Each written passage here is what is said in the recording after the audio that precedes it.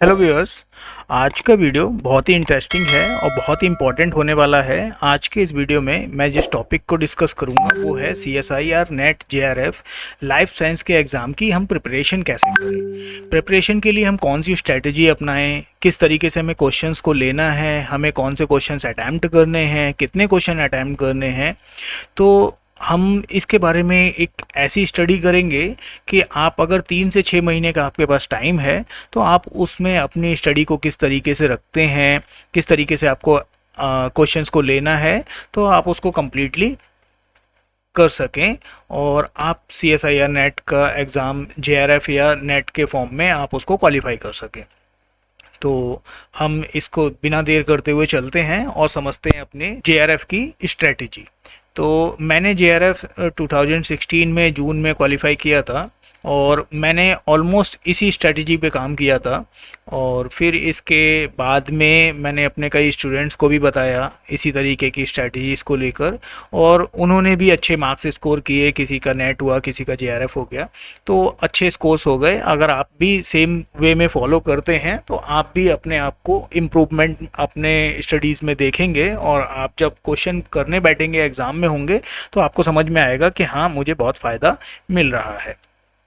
तो हम जैसा कि जानते हैं कि जो एग्ज़ाम है वो हमारा लाइफ साइंस सब्जेक्ट का एग्ज़ाम है। एक चीज़ मैं और बता दूं स्टार्ट करने से पहले ही कि अगर आपको इससे रिलेटेड कोई भी क्वेश्चन है तो आप मुझे कमेंट ज़रूर करें ताकि मैं जान सकूं कि आपको कहां पर प्रॉब्लम आ रही है। ठीक है, तो हम स्टार्ट करते हैं। एग्ज़ाम आपका है लाइफ साइंस का और इसके लिए टाइम आपको मिलता है 3 आवर्स का। क्वेश्चंस आपके कितने आएंगे, कैसे आएंगे, वो मैं आपको बता देता हूँ कि आपका एक पार्ट ए होगा जिसमें जनरल साइंस के क्वेश्चन होंगे, जनरल मैथ भी होगी, रीजनिंग भी इसमें काफ़ी कुछ क्वेश्चंस आते हैं, तो उसी टाइप के क्वेश्चंस आते हैं। जो टोटल आपको क्वेश्चन मिलेंगे वो मिलेंगे पार्ट ए में 20 क्वेश्चंस। आपको मैक्सिमम टू मैक्सिमम 15 अटैम्प्ट करने हैं। 15 क्वेश्चंस 15 मार्क्स, 15 क्वेश्चन है और एक क्वेश्चन 2 मार्क्स का है, तो टोटल आपके मार्क्स हो गए 30 मार्क्स ए पार्ट से। और बी पार्ट में आपको टोटल मिलेंगे 50 क्वेश्चंस, जिसमें से मैक्सिमम आप 35 ही अटैम्प्ट कर सकते हैं, इससे ज़्यादा आप अटैम्प्ट नहीं कर सकते। और वो क्वेश्चन भी 2 नंबर के होते हैं और उसमें आपको मिलते हैं 70 मार्क्स। तो टोटल ये हो गए दोनों पार्ट के मिला के आपके 100 मार्क्स। और जो सी वाला पार्ट होता है उसमें आपको 25 क्वेश्चन मैक्सिमम अटैम्प्ट करने होते हैं और एक क्वेश्चन 4 नंबर का होता है। टोटल क्वेश्चन 75 आपको मिलते हैं। यहाँ पे क्वेश्चन जो मिल रहे हैं आपको, जिसमें से आपको मैक्सिमम 25 अटैम्प्ट करने हैं, वो क्वेश्चन नंबर में बहुत ज़्यादा है कि आपको 75 क्वेश्चन में से सिर्फ 25 ही अटैम्प्ट करने हैं। देखने में बड़ा आसान लगता है, लेकिन ये 25 अटैम्प्ट करना भी बड़ा मुश्किल हो जाता है। क्वेश्चन का लेवल इतना अच्छा होता है कि आप उनको इजीली 25 को अटैम्प्ट नहीं कर सकते। आपकी स्टडी को बहुत ही एडवांस लेवल पे होना पड़ेगा।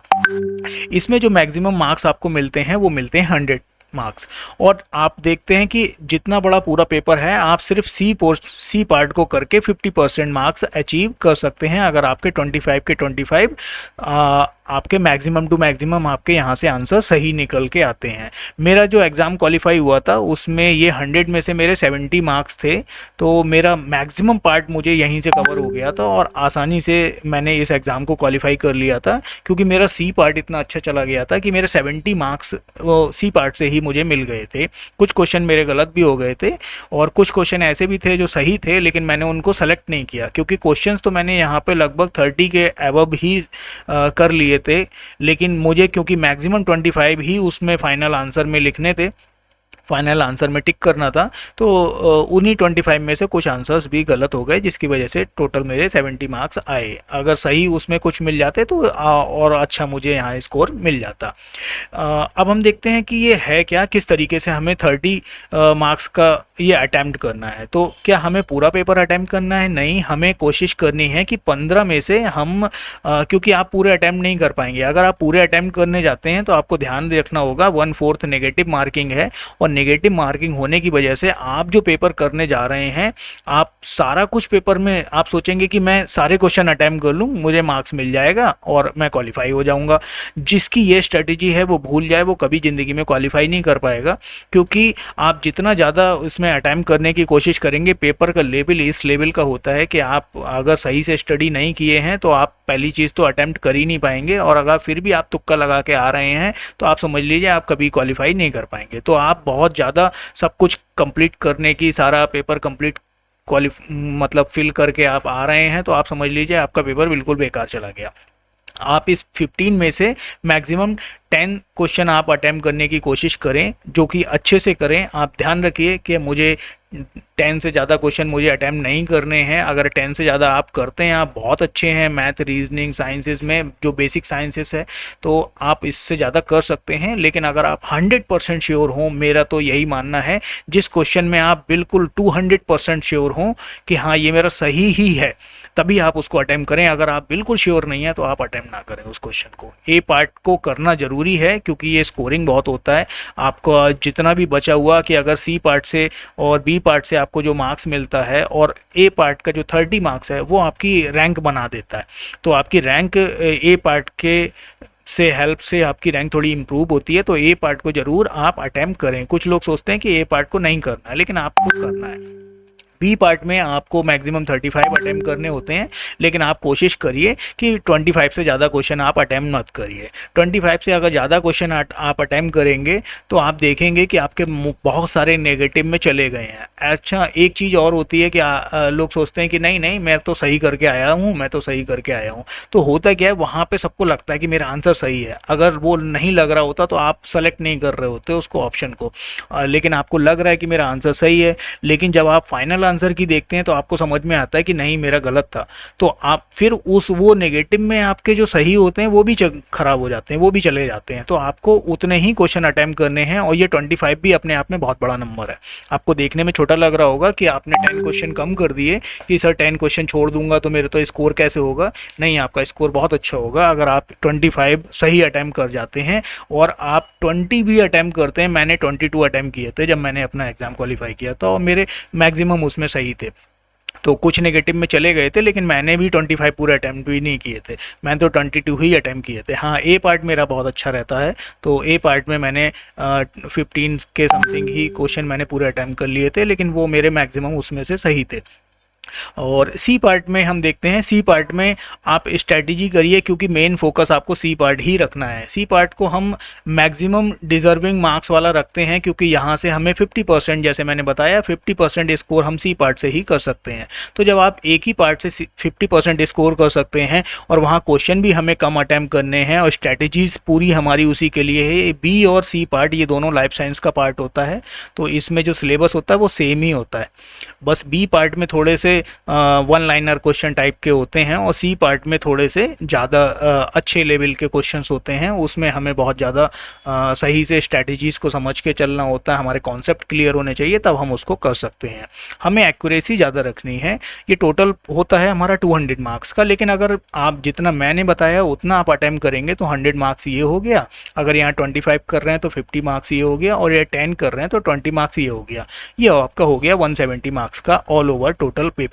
अगर आप 170 का भी पेपर करके आ रहे हैं और इसमें भी आपका गलत हो रहा है, बहुत कुछ कम भी हो के जा रहा है, तो भी आपका अगर 130 प्लस स्कोर रहता है तो आप आसानी से नेट का एग्ज़ाम पास कर जाते हैं, क्योंकि ये भी मेरिट बहुत होती है। इतना भी मार्क्स बच्चों का नहीं आ रहा होता है, क्योंकि ये भी अपने आप में 50% भी अगर कैटेगरीज में है तो आपका 50% के ऊपर भी, कभी कभार जनरल की मेरिट भी 50% के नीचे ही रह जाती है। तो पेपर का लेवल के ऊपर डिपेंड करता है कि उस पर्टिकुलर टाइम पर पेपर का लेवल क्या है, जिस समय पे आप ये पेपर को दे रहे हैं। तो अब हम देखते हैं कि कुछ कॉमन मिस्टेक्स कौन सी होती हैं जो स्टूडेंट करते हैं अपने एग्ज़ाम्स में, जिसकी वजह से उनका एग्ज़ाम क्वालिफाई नहीं होता है। तो सबसे पहला कि जैसे मैंने बताया कि वो सिलेबस को पूरा कंप्लीट करते हैं, कि सारा सिलेबस पूरा पढ़ लेता हूँ, ठीक है, और PYQ वगैरह लगाते नहीं है कि पहले पूरा सिलेबस कर लूँगा तैयारी, पढ़ने में लग जाते हैं। क्वेश्चन ही नहीं देखते हैं कि किस लेवल का क्वेश्चन आ रहा है, प्रीवियस ईयर के पेपर्स को नहीं पढ़ते हैं, कुछ स्टैंडर्ड क्वेश्चंस को नहीं देखते हैं, है ना, किसी से टॉक नहीं करते हैं। अपना सिलेबस जो भी CSIR नेट का सिलेबस है उन्होंने डाउनलोड किया, 2-4 किताबें तो उधर से ले ली, या 2-4 किताबें उनको जो किसी ने सजेस्ट कर दी, और वो सिलेबस को पूरा पढ़ना शुरू कर दिए। ऐसे बच्चे अपना पूरा टाइम ख़राब करते हैं, क्योंकि आप 100% सिलेबस को कवर कभी नहीं कर सकते। मैंने जिन बच्चों को कभी पढ़ाया और जिन्होंने क्वालिफाई किया, उनको भी मैंने कभी भी पूरा सिलेबस नहीं पढ़ाया, क्योंकि कोई आपको कभी पूरा सिलेबस पढ़ा नहीं सकता। आपको पूरा सिलेबस आप पढ़ भी नहीं सकते, इस लेवल का सिलेबस है, क्योंकि आपका जो एग्ज़ाम का पैटर्न है वो लाइफ साइंस का है। इसमें आपको बॉटनी भी आएगा और जूलॉजी भी आएगा, बायोकेमिस्ट्री भी आएगा, बायोटेक भी आएगा, सभी कुछ आएगा इसमें। तो जिस बच्चे ने एमएससी कर रखा है बॉटनी से, जूलॉजी से, किसी ने बायोकेमिस्ट्री से, किसी ने बायोटेक्नोलॉजी से, या किसी ने लाइफ साइंस से, तो अलग अलग फील्ड के लिए सब के लिए एग्ज़ाम यही है, सेम ही है। तो इसीलिए इसमें इतने ज़्यादा क्वेश्चंस होते हैं और आपको कम अटैम्प्ट करने होते हैं, लेकिन फिर भी क्वेश्चंस का लेवल वैसा होता है। तो आप 100% सिलेबस को कवर करने के लिए मत भागिए। आप PYQ से पहले दिन से ही प्रीवियस ईयर क्वेश्चंस को देखिए, पुराने पेपर्स को उठाइए, किस लेवल के क्वेश्चन आ रहे हैं उनको करते हुए चलिए। सेकंड पॉइंट है कि स्टडी ओनली पार्ट बी। कुछ बच्चे कहते हैं कि मैं बी पार्ट की स्टडी करूंगा। मेरा जो मानना है कि आपको बी पार्ट कभी भी नहीं पढ़ना है। आप बी पार्ट को मत पढ़िए, कभी मत पढ़िए। आप पूरा फोकस करिए सी पार्ट पे। आप सिर्फ स्ट्रांगली सी पार्ट पे बिलीव करते हुए चलिए, क्योंकि सी पार्ट का जो सिलेबस है वही बी पार्ट का सिलेबस है। बी पार्ट के क्वेश्चंस जो हैं वो वन लाइनर क्वेश्चंस हैं, शॉर्ट क्वेश्चंस हैं, और उसमें अगर आप सी पार्ट आपके लिए मजबूत होगा हमेशा से, तो आप बी पार्ट के क्वेश्चंस बड़े आसानी से कर लेंगे।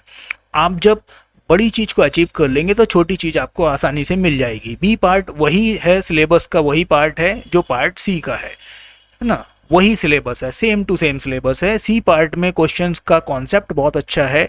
तो अगर आपका क्वेश्चन हाई लेवल कॉन्सेप्ट पे आपने उसको पढ़ रखा है, समझ रखा है, उसको आपको पता है कि इसका किस तरीके से इसमें स्ट्रैटेजीज चल रही है, तो बी पार्ट के क्वेश्चंस आप आसानी से कर लेंगे। तो आप बी पार्ट को निगलेक्ट कर लीजिए।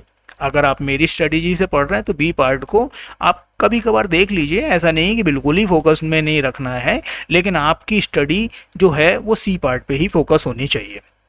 अब कुछ बच्चे क्या करते हैं, ए पार्ट को इग्नोर कर देते हैं कि ए पार्ट हमें नहीं समझ में आ रहा, मैथ का क्वेश्चन है। मेरा एक दोस्त एक मुझे मिला था, बहुत पहले का टाइम था, तो उसने क्या करा था, वो मुझे बताया कि उसने ए पार्ट कभी किया ही नहीं। जो 2-4 क्वेश्चन किए भी वो भी नेगेटिव में चले गया। हालांकि वो क्वालिफाई हो गया था बी और सी पार्ट से ही, लेकिन ए पार्ट में उसका स्कोर नहीं था। तो जो उसने नेगेटिव भी था उसका शायद मेरे हिसाब से 5 या 10 मार्क्स उसके नेगेटिव में थे ए पार्ट में से, और बी और सी के जो क्वेश्चंस थे उसमें से उसका नेगेटिव मार्किंग कट के तब उसका फाइनल स्कोर आया था। तो यानी कि उसने ए पार्ट को अटैम्प्ट नहीं किया, है ना, इग्नोर करा, लेकिन एग्ज़ाम में जाकर उसने, क्योंकि ए पार्ट की उसने स्टडी नहीं करी, और एग्ज़ाम में जाके उसने ए पार्ट के 2-4-6 क्वेश्चन अटैम्प्ट भी कर लिए होंगे जो कि उसके सही नहीं हुए, तो उसको ओवरऑल नेगेटिव में उसको फाइनल रिजल्ट ए पार्ट से मिला। लेकिन अगर वो ए पार्ट की थोड़ी सी स्टडी साथ में करता हुआ चलता, डेली अगर आधा घंटा भी हम ए पार्ट को देते हैं, तो अगर हम डेली 3 या 4 क्वेश्चन भी ए पार्ट के लगाते हैं, PYQ से लगाते हैं, प्रीवियस ईयर्स के पेपर्स जो हम देख लेते हैं उससे लगाते हैं, तो भी हमें ए पार्ट से इतना अच्छा हमें स्कोर मिल जाएगा कि हमारा जो मेरिट है वो मेरिट हमारी और अच्छी हो सकती है। तो और नेक्स्ट 4th नंबर का जो हमारी कॉमन मिस्टेक है वो हम क्या करते हैं, रीडिंग करते हैं। ठीक है, टेस्टिंग के बजाय हमें बार बार पढ़ने की कोशिश करते हैं। ठीक है, तो हमें क्या करना है, हमें अपनी चीज़ों को टेस्ट भी करना है कि हाँ हमारा क्या हो रहा है। ठीक है, बार बार रीडिंग करके उसको कोई फ़ायदा नहीं है। हमें टेस्ट करना है अपनी स्ट्रैटेजीज़ को, अपनी जो भी जिस तरीके से हम कर रहे हैं, हम सी पार्ट पे फोकस कर रहे हैं, तो हमें 1-2 बार हमें मॉक लगाना है, तो हमें सी पार्ट पे देखना है कि सी पार्ट को फोकस करके हमारा स्कोर कितना हो रहा है। ठीक है, और बार बार आप रीडिंग करते रहोगे तो उससे कोई फ़ायदा नहीं होगा, आपको टेस्टिंग भी साथ में अपनी लेकर चलनी पड़ेगी। नेक्स्ट है अटेम्प्टिंग टू मैनी क्वेश्चंस। तो जैसा कि मैंने पहले बताया कि नेगेटिव मार्किंग है 25% की, 1/4 नेगेटिव मार्किंग है। अगर आप गलत आंसर करेंगे तो क्या कहते हैं, 4 गलत अगर आपके हो गए तो एक आपका सही वाला भी उसके साथ में शहीद हो जाएगा। तो आपको क्या करना है कि नेगेटिव मार्किंग है तो आपको एक्यूरेसी रखनी है अपने क्वेश्चंस अटेम्प्ट करने टाइम पे। आपको जिस क्वेश्चन में लगे कि आप 200% श्योर हैं कि हाँ इसका आंसर यही है, वही लगाएं। अगर आपके मन में है, देखिए ऐसा होता है, बच्चे कहते हैं अरे नहीं नहीं, अरे मेरा तो सही था। अरे वो आप कह रहे हो, लेकिन अंदर से आप भी जानते हो कि वो आपका सही नहीं है। अगर आपका क्वेश्चन का आंसर सही नहीं है और आप जान रहे हो अंदर से, तो एक्सेप्ट करिए उसको कि हाँ मेरा आंसर सही नहीं है और उसको नहीं अटेम्प्ट करना है। और उसको अटैम्प्ट करेंगे तो आपका नेगेटिव में जाएगा। और ऐसे लोगों के मैंने देखे हैं 20-20, 25-25 क्वेश्चन उनके नेगेटिव में चले जाते हैं और उनका स्कोर 5-10 नंबर तक जाके सिमट जाता है। फिर वो 2-4 साल देते हैं एग्ज़ाम, फिर उसके बाद छोड़ देते हैं, भाग जाते हैं, कहते हैं कि मेरे बस का नहीं है। तो शुरू से ही उनके बस का नहीं था, वो ज़बरदस्ती उसको दे रहे थे। बिना स्ट्रेटजीज़ के आप CSIR नेट नहीं कर सकते। अगला जो पार्ट है प्रैक्टिकल JRF टारगेट। आप टारगेट आपको कैसे लेके चलना है। कुछ लोग गोल बनाते हैं कि मैं पूरा सिलेबस कंप्लीट कर लूँगा, I will complete the syllabus. जो भी सिलेबस है, मैंने पहले ही बताया, सिलेबस सिर्फ आपके एक सब्जेक्ट के लिए नहीं है। अगर आपने MSc बॉटनी किया है, जो कि मेरा सब्जेक्ट था, आपने जोलॉजी किया है या फिर बायोटेक है, कोई भी है, तो आप पूरा सिलेबस कंप्लीट नहीं कर सकते। सिलेबस सिर्फ आपके लिए नहीं बनाया गया है, सिलेबस हर उस स्ट्रीम के लिए बनाया गया है जो पूरा एक स्ट्रीम है, पूरा लाइफ साइंस का स्ट्रीम है। तो लाइफ साइंस के अंदर जितनी भी ब्रांचेस आ रही हैं, वो सारी ब्रांचेस के एग्ज़ाम के लिए, सभी ब्रांचेस के स्टूडेंट्स के लिए यही एग्ज़ाम है। तो जब एग्ज़ाम ही यही है तो सिर्फ आपके अकेले के लिए नहीं है। आप सोचें कि आप सारा सिलेबस कंप्लीट कर लेंगे, आपके बस का नहीं है। तो आप कोशिश करिए कि ऐसे क्वेश्चन को चॉइस करने की जो कि आपके फैमिलियर हो। ठीक है, अब गोल आपको क्या बनाना है। एक तो फैमिलियर वाले टॉपिक्स को आपको ज़्यादा समझना है, उसको और अच्छा करना है। फिर कुछ क्वेश्चंस ऐसे भी आते हैं जो सिर्फ कॉन्सेप्ट के ऊपर बेस्ड हैं, सिंपल कॉन्सेप्ट है। जैसे एक कॉन्सेप्ट है, आपने पढ़ा होगा DNA फिंगरप्रिंटिंग। तो DNA फिंगरप्रिंटिंग का जो टेक्निक है वो कैसी है, उसमें बैंडिंग पैटर्न कैसा होता है, या फिर आपने मैंडेल्स के प्रिंसिपल पढ़े हैं, या फिर नॉन मैंडेलियन प्रिंसिपल्स पढ़े हैं, या फिर इसी से रिलेटेड आपका कुछ कॉन्सेप्ट है, या फिर आपका इकोलॉजी के कोई कॉन्सेप्ट हैं, कोई ग्राफ है इकोलॉजी का, तो उसके बेस पे क्वेश्चन बहुत सारे आ जाते हैं। मेरे हिसाब से 6-7 क्वेश्चन आ जाते हैं। जब मैं अपने स्टूडेंट्स को पढ़ाता था तो मैंने उनको भी बताया था कि आपको अगर पेपर में कुछ एक्स्ट्रा नहीं है, आप सिंपल 6-7 क्वेश्चन सी पार्ट से, जो कि आपका 25 क्वेश्चंस आते हैं और 4 नंबर का एक होता है, उसमें से आप 6 या 7 क्वेश्चन, यानी कि 7 क्वेश्चन अगर हम मान के चलें, 6 क्वेश्चन भी मान के चलें, तो आपके 25 मार्क्स तो आप सिर्फ बेसिक कॉन्सेप्ट को समझकर ही लगा सकते हैं। जो क्वेश्चन आपका फैमिलियर नहीं था, आपने कभी उसको नहीं पढ़ा, कभी उसको नहीं देखा, आपको उसकी कोई बेस का नहीं पता है, लेकिन सिर्फ बेसिक कॉन्सेप्ट के बेसिस पे क्वेश्चन पूछा गया, क्योंकि वहाँ पर आपका प्रेजेंस ऑफ माइंड ज़्यादा इम्पॉर्टेंट वहाँ पे रोल प्ले करता है, ना कि ये चीज़ कि आपने वो चीज़ पढ़ कितनी रखी है। आपका साइंटिफिक आपका एप्टीट्यूड देखा जाता है कि आपका साइंटिफिक एप्टीट्यूड है कि नहीं है, आप साइंटिफिक वे में आप उस चीज़ को ले रहे हैं कि नहीं ले रहे हैं। अगर वो साइंटिफिक वे आपका क्लियर है तो आप देखेंगे कि आप बहुत सारे ऐसे क्वेश्चन, नहीं तो ये चीज़ हो सकता है आपको ना समझ में आए, लेकिन जिन्होंने जो एग्ज़ाम दे रहे हैं या दे चुके हैं, वो अगर इस चीज़ को फॉलो कर रहे हैं तो उनको पता होगा कि हाँ, इस तरीके से भी वो कई सारे क्वेश्चंस को अटैम्प्ट कर लेते हैं। और जब आप अटैम्प्ट करते हैं तो आपका जो 25 का जो मैंने गोल बताया था सी पार्ट में, वो आपका अचीव हो जाता है और आप 100 मार्क्स का तो ऐसा अटैम्प्ट करके आते हैं जो आपको लगता है कि इसमें मुझे मैक्सिमम मार्क्स मिलेगा। और अगर 100 में से आपको 70+ मार्क्स मिलता है, जो कि एक अच्छा स्कोर है, तो आप देख लीजिए जो 130+ का जो आपका टारगेट था, उसके आप कितना नज़दीक पहुंच गए एक बार में। तो आपको यहाँ पे ज़रूर फोकस करना है। सी पार्ट में आपको 25 से नीचे बात नहीं करना है आप, क्योंकि फोकस सी पार्ट पे ही करिए और आपको 25 का टारगेट लेकर चलना है। अब आपकी स्ट्रैटेजीज 6 मंथ के लिए क्या प्रोग्रेसिव स्ट्रैटेजीज होगी, आप उसको एक मतलब आपकी अलग अलग स्ट्रैटेजीज भी हो सकती है, लेकिन मैं आपको एक बेसिक स्ट्रैटेजीज बता सकता हूँ कि आप पहले महीने आप कॉन्सेप्ट क्लियर करिए 40 to 50%। ठीक है, ऐसे क्वेश्चंस को कवर करिए जो आपके कॉन्सेप्ट के ऊपर बेस्ड हो। आप नेक्स्ट मंथ में 60% क्वेश्चन करिए जो कॉन्सेप्ट के ऊपर बेस्ड हो, और उसके साथ में आप PYQ भी लगाइए। PYQ आप डेली लेकर चलिए, लेकिन आप फिर भी क्वेश्चन अपना कवरेज जरूर रखिए, कॉन्सेप्ट अपना कवर करते रहिए। मंथ में आप अपना 75% जो आपका टोटल गोल है, मतलब जो आपका सिलेबस जो भी आपने चूज़ कर रखा है, जितना एरिया आपको पढ़ना है, अभी मैं बताऊंगा कि आपको कितना एरिया पढ़ना चाहिए, उसको आपको देखना है और सी पार्ट को भी आपको साथ में फोकस करते हुए चलना है। आपको फिफ्थ मंथ में आपका 100% सिलेबस जो भी आपका चल रहा है वो आपका हो जाएगा और आप PYQ के साथ में हर हमेशा उसको लेकर चलते रहिए। प्लस आप लास्ट मंथ में रिवीजन करना स्टार्ट करिए। लास्ट मंथ में आप कुछ एक्स्ट्रा नया मत पढ़िए, कोई नया कॉन्सेप्ट नहीं पढ़ना है। जितने आपने कॉन्सेप्ट पढ़ रखे हैं उनका ही आपको कंटिन्यूस रिवीजन करते रहना है, आपको मॉक लगाना है, आपको PYQ करना है। लास्ट मंथ में आपको कुछ नया नहीं पढ़ना है। आप नया पढ़ने जाएंगे आप सारा कुछ भूल जाएंगे। कोई भी चीज़ ऐसी नहीं पढ़नी है, वो शुरू से आपको अपने जो भी क्वेश्चंस हैं उनको लेकर चलना है। आपने सेलेक्ट कर लिया कि मुझे ये टॉपिक पे करना है, लास्ट मंथ में आप PYQ, मॉक और रिवीजन इन्हीं के ऊपर फोकस करिए। देखिए आपका टारगेट, आपका स्कोर कितना अच्छा बनता है। अब आपका डेली का प्लान कितना होना चाहिए। अगर आप 6 घंटे लगभग स्टडी करते हैं, देखिए घंटे का कॉन्सेप्ट नहीं है, पहली चीज़ तो ये है। लेकिन फिर भी लोग घंटे के हिसाब से पूछते हैं कि सर कितने घंटे पढ़ें। आप 3 घंटा, 4 घंटा, 5 घंटा, 6 घंटा भी पढ़ सकते हैं। और अगर आप पढ़ने बैठेंगे, सही तरीके से बैठेंगे, आप 2-3 महीने भी स्टडी अगर सही तरीके से कर लेते हैं तो आप 6 घंटा पर डे की स्टडी से भी आप आसानी से निकाल सकते हैं। बस स्टडी फोकस्ड होनी चाहिए। 6 घंटे बैठ के ये नहीं है कि आपको फ़ोन में रील चलाना है ना। तो आप शुरू में क्या करिए, 2 घंटे आपका कॉन्सेप्ट क्लियर होना चाहिए, जो आपका मेन कॉन्सेप्ट है।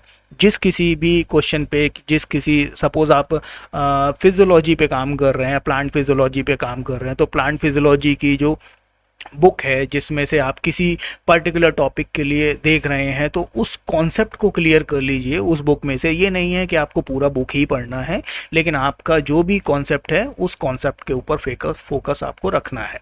आपको 1.5 घंटा डेली PYQ भी लगाना है।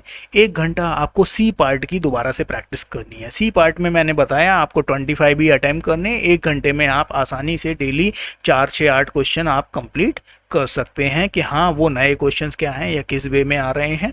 आप डेली पौन घंटा 45 मिनट आप रिवीजन को दीजिए। जितना भी आप पीछे पढ़ चुके हैं उनको बराबर रिवाइज करते रहिए, वरना वो कॉन्सेप्ट जो आपने बड़ी मुश्किल से याद किया है वो अगर आप रिवाइज नहीं करेंगे तो वो आप भूल जाएंगे। उसको आपको रिवाइज करना बहुत ज़रूरी है। डेली रिवाइज करेंगे आपको कॉन्सेप्ट याद रहेगा। आधा घंटा आप दीजिए ए पार्ट को। आपको बी पार्ट के ऊपर फोकस नहीं करना है, आप ए पार्ट को फोकस करिए, क्योंकि ए पार्ट में जनरल साइंस, मैथ आता है और उसके डेली आप 2 या 3 या 4 क्वेश्चन आधे घंटे में जो भी आप लगा पाएँ उसको आप डेली करिए। आप देखिएगा कि आप 2-3 महीने में ए पार्ट आपका बहुत अच्छा हो जाएगा। आप 15 मिनट एरर नोटबुक में करिए। जितने भी आपके डेली के रिवीजन में या आपके PYQ में या सी पार्ट की प्रैक्टिस में आपके जो एरर्स आ रहे हैं, ए पार्ट में एरर्स आ रहे हैं, आप 15 मिनट लगाइए कि आपके एरर क्या थे और उनको नोट करिए। आप उनको नोट करिए और डेली उन एरर पे भी काम करिए जब आप अपनी बाकी प्लान लेकर चल रहे हैं। जब आप एरर पे काम करेंगे तो आपका 1, 2, 3 महीने में आपका एरर कम होने लगेगा और जब आपका एरर कम हो जाएगा तो आपको समझ में आ जाएगा। अच्छा, कंसिस्टेंसी इंपॉर्टेंट है। आपको डेली ये प्लान लेकर चलना है, बाकी चीज़ों से कट ऑफ हो जाना है। तो और जब आप डेली कंसिस्टेंसी लेके चलेंगे, 10-12 घंटे पढ़ना कोई इंपॉर्टेंट नहीं होता। आप डेली कहो कि मैं 10 घंटे पढ़ लूँगा, नहीं पढ़ पाओगे, हो ही नहीं सकता, पॉसिबल ही नहीं है। कितने बड़े से बड़े आप टीचर से बात कर लीजिए, आप कह रहे हो कि मैं डेली 10 घंटे पढ़ूंगा, नहीं, मतलब ही नहीं है, पढ़ना भी नहीं है। उतने में आप 2-3 महीने पढ़ोगे या 1-2-4 दिन पढ़ोगे, फिर उसके बाद आप बोर हो जाओगे, आपके बस का नहीं है। आप डेली थोड़ा पढ़िए, कंसिस्टेंसी आप अपनी रखिए, आप देखिए आप अचीव कर लेंगे। नेक्स्ट है कि जो हमारे टॉपिक्स हैं बहुत ही हाई प्रायोरिटी वाले टॉपिक्स, ऐसे टॉपिक्स जिनको हमें फोकस में रखना है। इसका मतलब ये बिल्कुल नहीं है कि आपको सिर्फ यही टॉपिक पढ़ने हैं। आप वो कोई भी टॉपिक, क्योंकि देखिए एग्ज़ाम में जो क्वेश्चन आ रहा है आप फ्री हैं, आप कोई भी क्वेश्चन अटैम्प्ट करने के लिए, वो चाहे बॉटनी का हो या जोलॉजी का हो। कई बच्चे पूछते हैं क्या सर बॉटनी का ही क्वेश्चन करना है? नहीं, आप फ्री हो, आप उस पूरे पेपर में से कोई सा भी क्वेश्चन कर सकते हो, कहीं से भी कर सकते हो, आप फ्री हो कहीं से भी। कोई ऐसा नहीं है कि आप किस फील्ड के हो, आपने कौन से फील्ड का अटैम्प्ट कर लिया। तो इसीलिए आपका कॉन्सेप्ट अगर किसी दूसरे फील्ड के किसी छोटे टॉपिक पे क्लियर है तो वहाँ से आप आंसर निकाल ले रहे हो तो बहुत अच्छा है। मैंने भी बहुत ट्राई करा था, कई बार मैंने एग्ज़ाम दिया, नहीं निकला। फिर मैंने इकोलॉजी एनवायरनमेंट के टॉपिक्स में से बहुत ऐसे टॉपिक पढ़ना स्टार्ट करा जो कि मैंने शुरू में नहीं पढ़े थे, उतना फोकस नहीं था। जब मैंने करा तो एक साथ मेरा स्कोर डबल हो गया। मैं जो जहाँ मेरे 60-70 नंबर आ रहे थे वो स्कोर मेरा डबल पे पहुँच गया। जब मेरा स्कोर डबल पे पहुँच गया तो एक ही बार में मेरा जेआरएफ हो गया, मुझे ज़रूरत भी नहीं पड़ी। तो हमें क्या करना है, एक तो हमें ये नहीं करना है कि हमें सिर्फ इतना ही पढ़ना है, लेकिन हाँ इनको जरूर फोकस में लेकर चलना है। तो molecular biology, cell biology, biochemistry, genetics, plant physiology, animal physiology, cell signalling, method of biology, ecology, evolution, ये तो पढ़ना ही पढ़ना है, इनको आप स्किप नहीं कर सकते। पहली चीज़ तो ये। दूसरा है, अगर आप ये सारा पोर्शन लेकर चलते हैं, इसका मतलब ये नहीं है कि इनके बारे में सारा पढ़ना है। अब इनके अंदर कौन कौन से क्वेश्चंस आ रहे हैं, किस लेवल के क्वेश्चन आ रहे हैं और किस किस किस टॉपिक से क्वेश्चन आ रहे हैं, आपको पीवाईक्यू की हेल्प से उन टॉपिक्स को देखना है, समझना है और फिर इन क्वेश्चंस को लेकर चलना है। और फिर आपको देखना है कि सी पार्ट में कौन कौन से क्वेश्चन आ रहे हैं इससे रिलेटेड, तो आपको डेली उनको भी लेकर चलना है। तो इस हिसाब से आपको टॉपिक लेना है। ये नहीं है कि आपको ये बता दिया तो आप भी फिर इसी में से पूरा इसी के ऊपर फोकस, पूरा दिन भर बायोकेमिस्ट्री पढ़ रहे हो, तो सारा कुछ बायोकेमिस्ट्री से नहीं आएगा। लेकिन क्या है, स्टैंडर्ड क्या चल रहा है, उसके बेसिस पे आप क्वेश्चंस को सेलेक्ट कर सकते हो। फिर आता है हाई प्रायोरिटी के लिए, इसमें डेवलपमेंटल बायोलॉजी हो गया, इम्यूनोलॉजी हो गया, बायोटेक हो गया और डाइवर्सिटी का क्वेश्चन हो गया। ये सारे आप फिर भी आप वेरी हाई प्रायोरिटी के बाद में भी इसको प्रायोरिटी देंगे। फिर आता है मॉडरेट प्रायोरिटी। मॉडरेट प्रायोरिटी, अगर आपके ये कॉन्सेप्ट क्लियर हो चुके हैं, फिर आप bio informatics, industrial biotechnology, behaviour biology, ये थोड़े से टफ भी हो पड़ते हैं लोगों के लिए, किसी के लिए आसान भी होंगे, तो आप फिर इन पे भी फोकस कर सकते हैं। आप कोई भी पार्ट को स्किप ना करने की कोशिश करें, ये मत सोचें कि मुझे इसको स्किप करना है। अगर कॉन्सेप्ट अच्छा है और आप उसको थोड़े टाइम में उसको याद करके उससे अचीव कर सकते हो मार्क्स, तो आप उसको अचीव कर लो। और इसका मतलब ये भी नहीं है कि सारा सिलेबस ही अचीव करना है। तो आप देख लो क्या आपके बस का है, आप अपने टारगेट के ऊपर निकल गए हो, जो भी आपका टारगेट है 170 क्वेश्चंस का, क्योंकि उससे 170 मार्क्स का, उससे ऊपर आप निकल भी नहीं पाओगे कितनी भी मेहनत कर लो। कुछ लोग निकल भी जाते हैं, तो वो तो पर्सन टू पर्सन वेरी करता है, जनरल कंडीशन में मैं बता रहा हूँ। तो आप अपने टॉपिक्स को सेलेक्ट कर लीजिए जहाँ पे आप अपने टारगेट के ऊपर निकल गए कि हाँ इतने में मेरा आराम से इतना क्वेश्चन हो जाएगा, इतने में मेरा इतना स्कोर हो जाएगा, तो आप उतने में आसानी से कर सकते हैं। सभी तो अटैम्प्ट आप वैसे भी नहीं कर सकते, अटैम्प्ट करने के लिए क्वेश्चन टोटल बहुत होते हैं और हमें अटैम्प्ट करना होता है सिंपल। हमें क्वेश्चन मिल रहे हैं 145 और हमें मैक्सिमम 75 ही अटैम्प्ट करने हैं, तो इससे ज़्यादा तो हम वैसे भी अटैम्प्ट नहीं कर सकते। अब आता है कि बुक्स कौन सी पढ़ें, कितनी किताबें पढ़ें, कौन कौन सी किताबें पढ़ें। सबसे मेन टॉपिक, सवाल तो कठिन वाला यही है, लोग सबसे ज़्यादा यही पूछते हैं। तो आप दुनिया भर की किताबें कलेक्ट करने के पीछे मत बैठे रहें कि मुझे बहुत सारी किताबें पढ़नी है, ये भी पढ़ना है, वो भी पढ़ना है, ये सब के चक्कर में ना पढ़ें। आप सबसे पहले स्टार्टिंग करें कुछ प्राइमरी लाइफ साइंस की बुक से, जिसमें आती है ये 2 किताबें बहुत फेमस हैं और बहुत पॉपुलर हैं। मैं आपको लिंक भी डाल दूंगा, तो आप वहाँ से भी उसको परचेज कर सकते हैं। एक तो लाइफ साइंस की पार्ट 1 और लाइफ साइंस का पार्ट 2 प्रणब कुमार के नाम से आती है, और ये पाथ फाइंडर की बुक है और अच्छी किताबें हैं। हो सकता है कि आपको कवर इस तरीके का ना मिले, लेकिन आप देख लीजिएगा, प्रणब कुमार इनके ऑथर हैं और उसके हिसाब से ये बुक आती है, तो आप देख लीजिएगा। इसमें कॉन्सेप्ट आपको लगभग सभी टॉपिक्स के मिल जाएंगे। अगर कुछ टॉपिक के आपको कॉन्सेप्ट ज़्यादा अच्छे वे में चाहिए तो आप दूसरी बुक्स भी पढ़ सकते हैं, उनके भी मैं बता दूंगा कौन कौन सी इंपॉर्टेंट बुक्स हैं।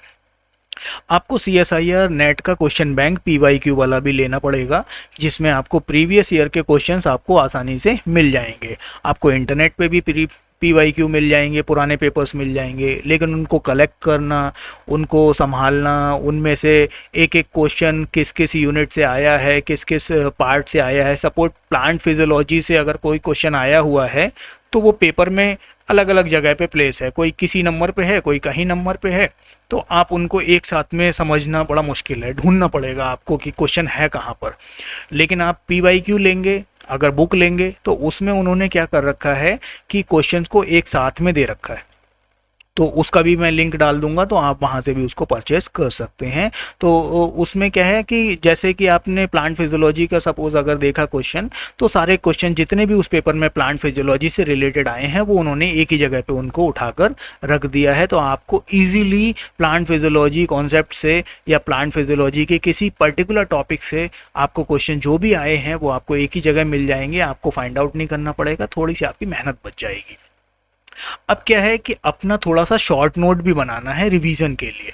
हर एक कॉन्सेप्ट का अपना एक नोट्स बनाना है। इसका मतलब ये नहीं है कि आप बहुत बढ़िया एकदम डिज़ाइनर वाले नोट्स बनाने बैठ जाएं, है ना, और उन डिज़ाइनर नोट्स को बनाने में इतना टाइम बर्बाद कर दें कि आपका जो बेसिक टाइम है वही ख़राब हो जाए। हाँ, आपके पास टाइम है तो आप थोड़ा अच्छा नोट्स बना सकते हैं, उसमें कोई वो गलत चीज़ नहीं है कि आप अच्छा नोट्स ना बनाएं। मेरे भी नोट्स बहुत अच्छे पड़े हुए थे जब मैंने अपनी स्टडी करी थी, तो आप वो अच्छा नोट्स भी बना सकते हैं। आप कुछ अच्छी किताबें भी सेलेक्ट करें, फिर क्योंकि आपको हर एक कॉन्सेप्ट यहाँ डिटेल में उतना डिटेल में नहीं मिलेगा, कुछ आपको अच्छी किताबें भी चाहिए होंगी जो आपकी फर्दर स्टडी में हेल्प करेंगी। लेकिन शुरू में आपका कॉन्सेप्ट क्लियर होना चाहिए। कॉन्सेप्ट क्लियर करने के लिए ये दो किताबें सबसे बेस्ट हैं और इनको आप ज़रूर परचेस कर लें, क्योंकि यहाँ से आपको पूरा सिलेबस आपका इसमें मिल जाएगा मैक्सिमम टू मैक्सिमम, और उसमें से भी आप बहुत सारी चीज़ें समझ सकते हैं।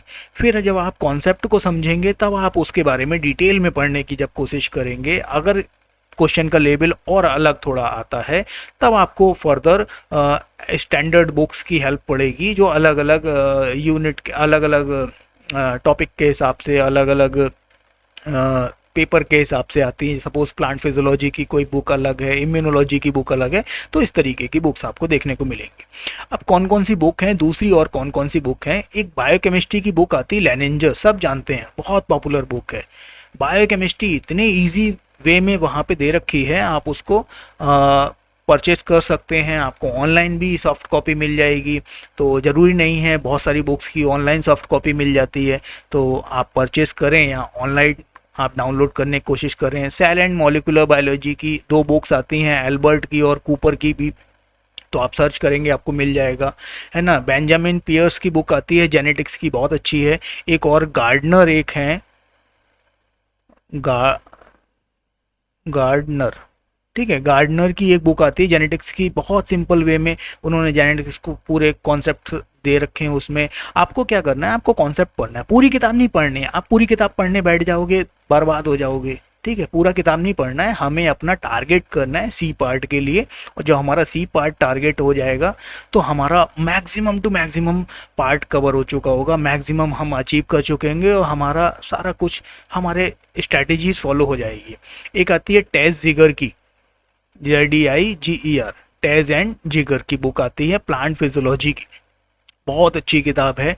इसमें से तो इतना इतना आंसर आता है, इतना क्वेश्चन आता है, आप अगर ये बुक आपके पास तो होनी ही होनी चाहिए, आप ऑनलाइन सर्च करिए आपको ज़रूर मिल जाएगी। डेवलपमेंटल बायोलॉजी से गिलबर्ट की बायोलॉजी, आपको यहाँ से भी क्वेश्चंस बहुत अच्छे मिल जाएंगे। पहली चीज़ तो आपको सिंपल लाइफ साइंस की बुक से ही बहुत सारा कॉन्सेप्ट मिल जाएगा, लेकिन अगर फिर भी आपको और डिटेल में पढ़ना है तो यहाँ से। इम्यूनोलॉजी के लिए कुबे की बुक आती है, बहुत अच्छी बुक है और बहुत अच्छी तरीके से इम्यूनोलॉजी को इन्होंने समझा रखा है, बहुत अच्छे डायग्राम्स हैं इन सारी बुक्स में। क्या है, डायग्राम और इनकी स्ट्रैटेजीज बहुत अच्छी है ना। और मॉलिक्यूलर मेथड्स की बुक आती है विल्सन वॉकर की, ठीक है, तो वहाँ से है। एक और बुक आती है मुझे अभी याद नहीं आ रहा, कभी किसी और क्वेश्चन वीडियो में मैं बुक्स को डिटेल में और बता दूंगा कि कौन कौन सी बुक्स में कौन कौन से कॉन्सेप्ट हैं। एक इवोल्यूशन की बुक मैंने सुनी है, फुटोयमा, नाम समझ में नहीं आ रहा, थोड़ा अलग टाइप का नाम है। तो आप इस तरीके की बुक्स देख सकते हैं। आपको बेसिकली ज़्यादा बुक्स या इन सब चीज़ों के पीछे नहीं भागना है, आपका मेन फोकस होना चाहिए आपका कॉन्सेप्ट।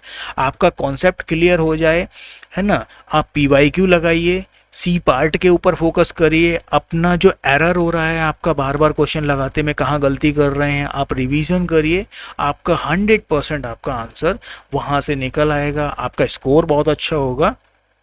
वीडियो बहुत अच्छा मैंने बनाने की कोशिश करी है, अगर आप फिर भी आपको कहीं कोई कमी लगती है तो आप मुझे बताइए, कोई क्वेश्चन है तो मुझे बताइए, ठीक है। वीडियो कैसा लगा वो भी बताइए, और कुछ आप पूछना चाहते हैं तो वो भी पूछिए, ठीक है। आपके लिए ही है प्लेटफॉर्म, तो आप उसको पूरी तरीके से यूज़ करिए। Thank you, thanks for watching.